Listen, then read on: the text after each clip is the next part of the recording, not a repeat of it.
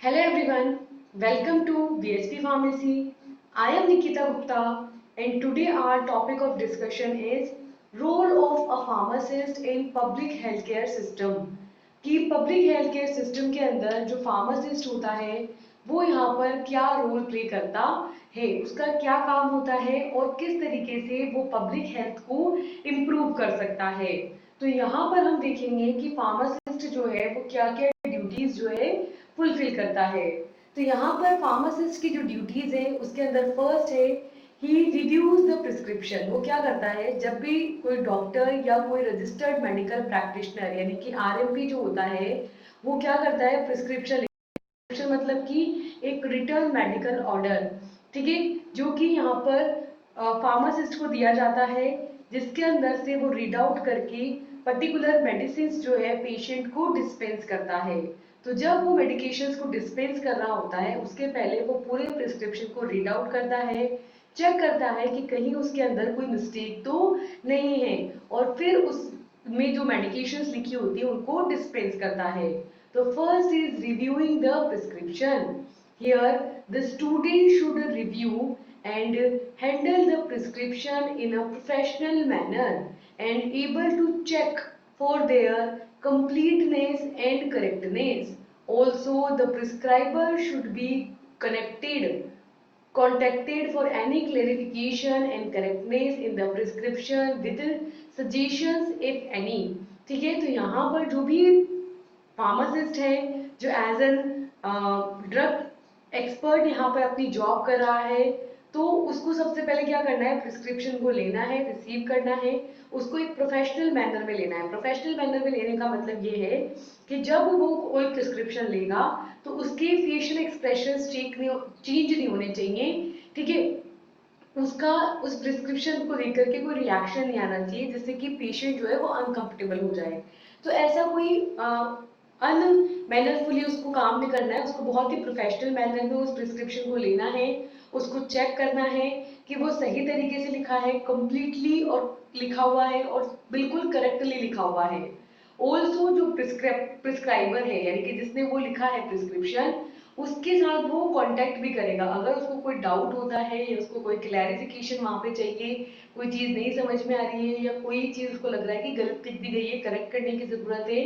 तो वो उसके लिए जो भी प्रिस्क्राइबर है, ठीक है, उससे भी कांटेक्ट करेगा और अगर उसको कोई सजेशन देने की जरूरत है तो वहां पर उसको वो सजेशंस भी देगा। ठीक है, सेकंड क्या करेगा, dispense the prescription and non prescription medication. ठीक है, यहाँ पर दो तरीके की मेडिकेशन होती है, एक तो प्रिस्क्रिप्शन मेडिकेशन जो सिर्फ प्रिस्क्रिप्शन में जब लिखी होंगी तभी दी जाएंगी, अदरवाइज नहीं दी जाएंगी, और दूसरी होती है आपकी ओटीसी ड्रग्स यानी ओवर द काउंटर ड्रग्स, जिन्हें बिना प्रिस्क्रिप्शन के भी डिस्पेंस किया जा सकता है।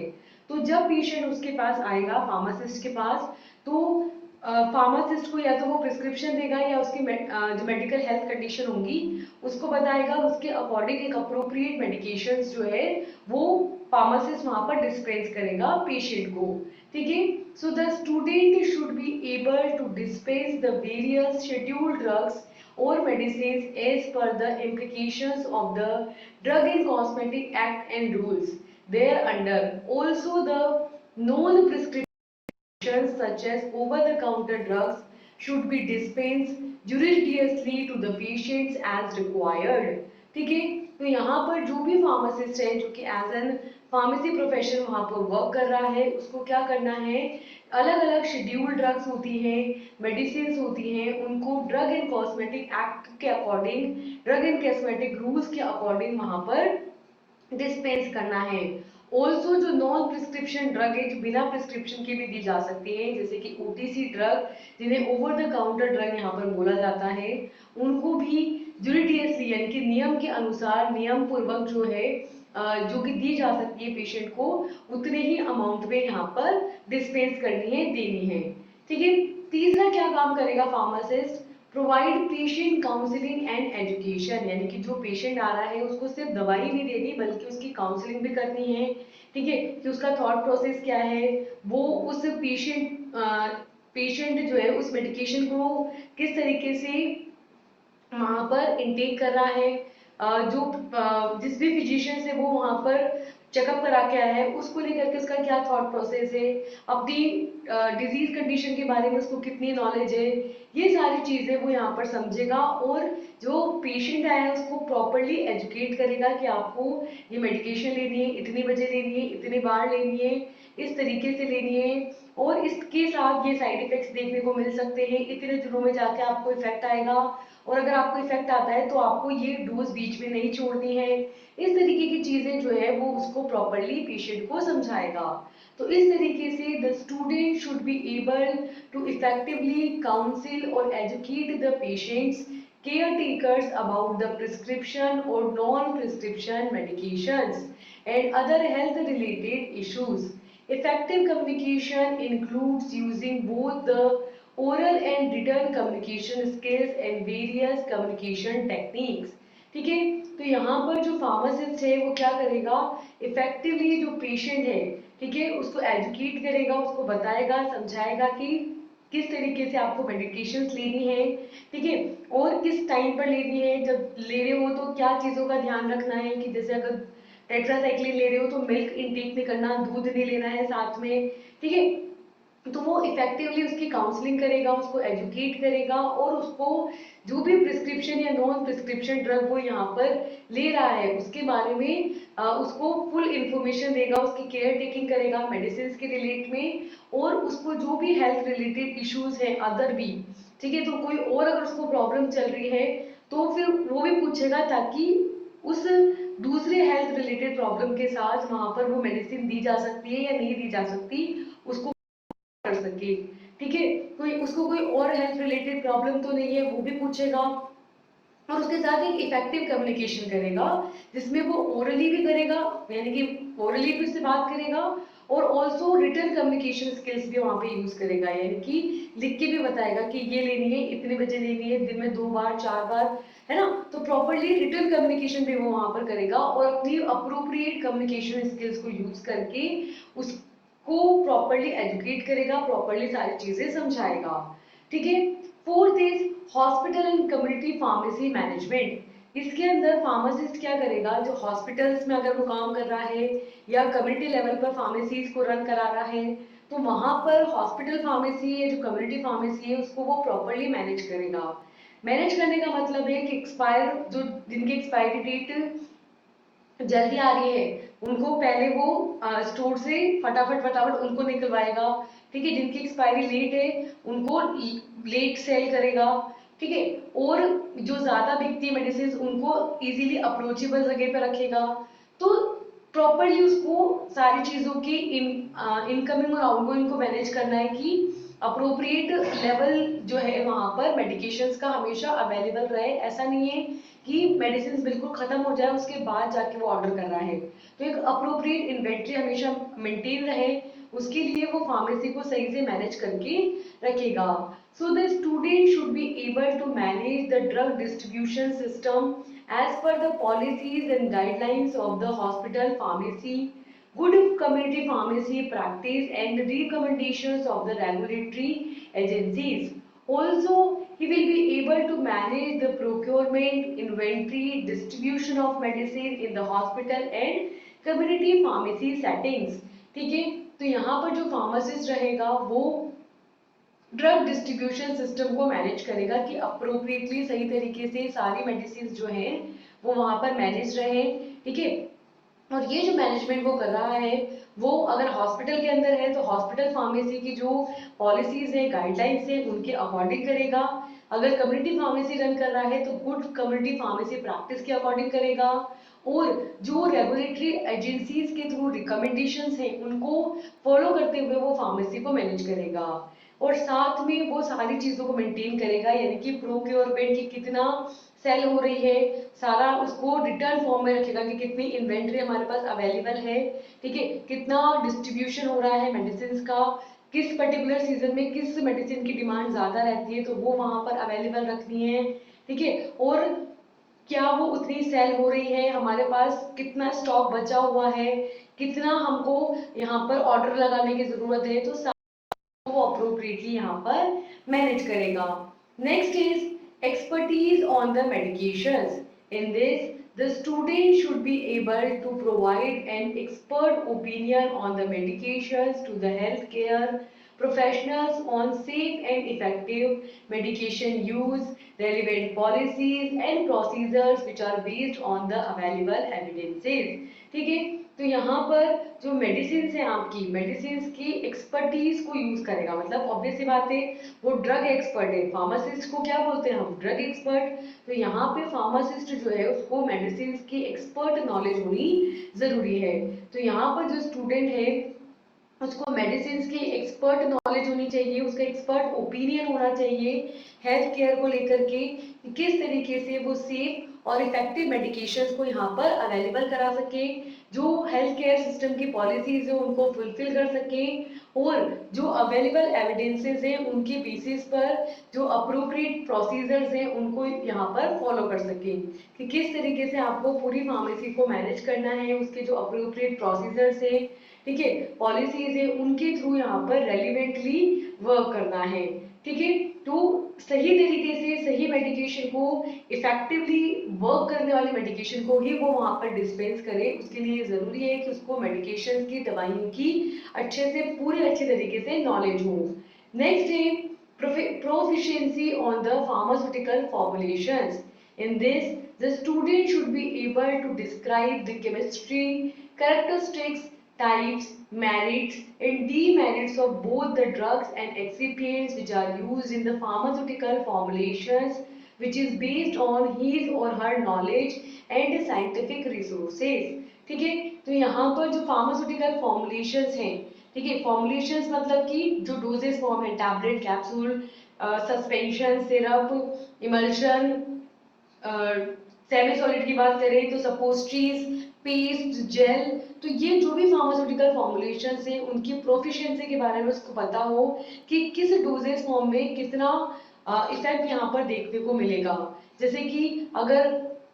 जब हार्ट अटैक का केस आता है तो वहां पर ओरल टैबलेट की जगह सबलिंगुअल टैबलेट दी जाती है। क्यों? इसलिए ताकि जो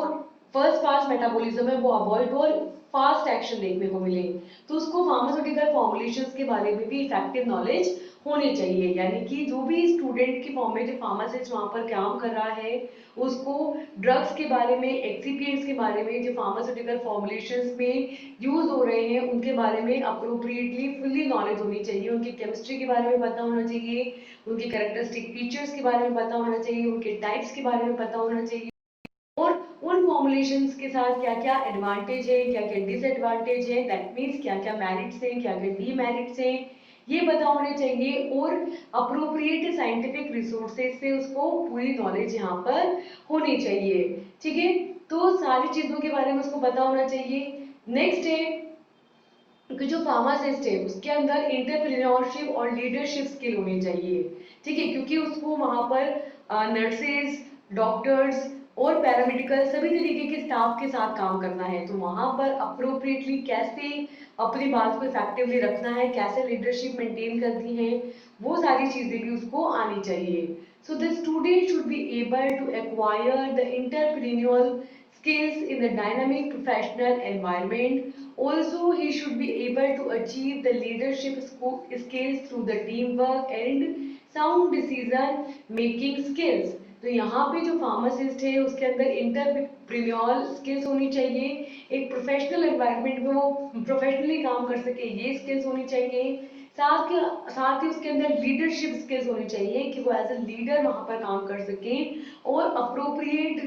डिसीजन ले सके, उसकी स्किल्स पे बेस्ड जो है अप्रोप्रिएट डिसीजन ले सकने में वो वहां पर कैपेबल हो, और टीम के साथ काम करने में, टीम वर्क में वो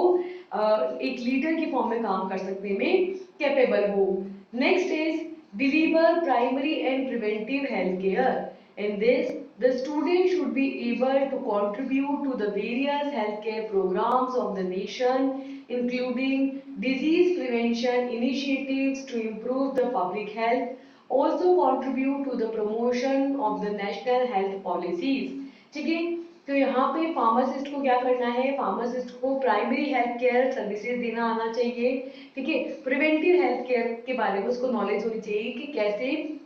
इन बीमारियों को होने से रोका जा सकता है, किस तरीके के आप प्रिवेंटिव एक्शन लेकर के डिजीज के वाइड स्प्रेड फैलने से आप रोक सकते हैं। और अगर कोई पेशेंट आया है उस टाइम पर नर्सिंग या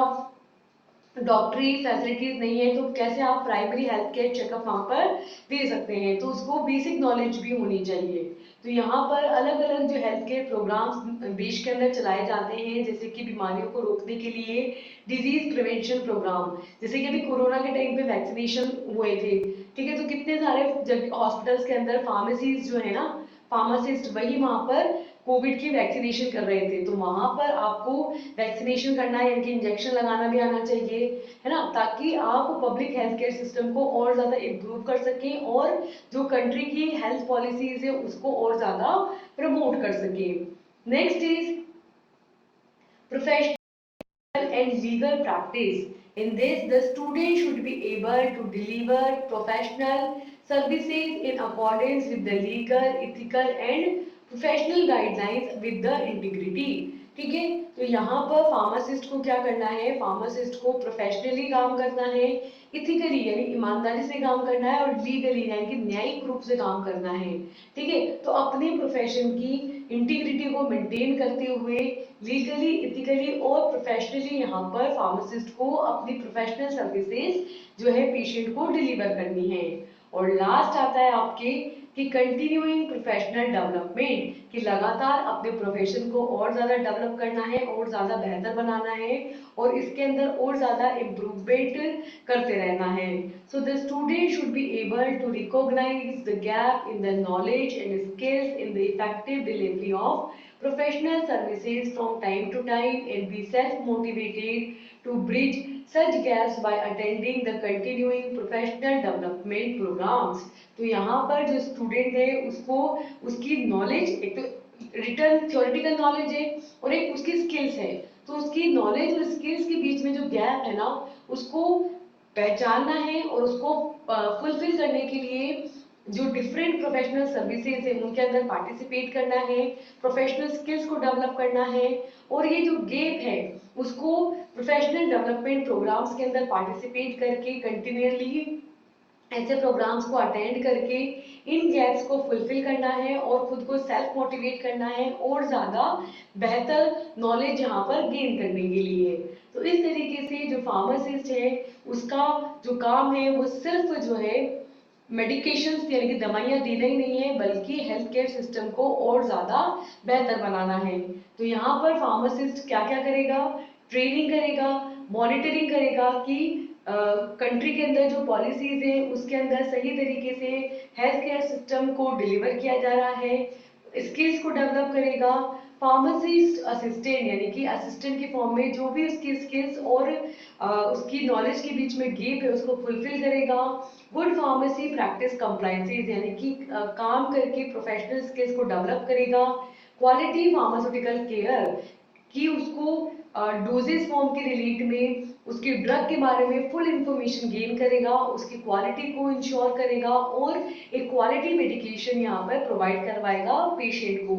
availability of ART and other essential medication, जो भी असेंशियल मेडिकेशन है वो यहाँ पर पेशेंट को दिलाएगा। And in the depth script evaluation and patient counselling, patient से बातचीत करके उसकी काउंसलिंग करेगा, उसकी हेल्थ कंडीशन को, उसकी मेंटल स्टेट को अप्रोप्रिएटली समझने की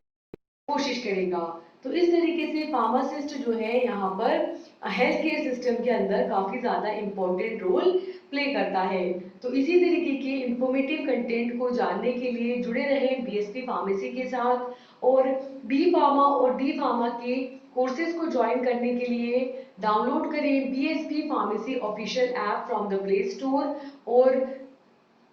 बी फार्मा और डी फार्मा के कोर्सेज को परचेज करके आपको पा सकते हैं daily live classes, recorded lectures, home delivered notes, PDF form में notes and important questions, model paper and fully preparations of the exam. तो इसके लिए जुड़े बीएसपी फार्मेसी के साथ। Thank you.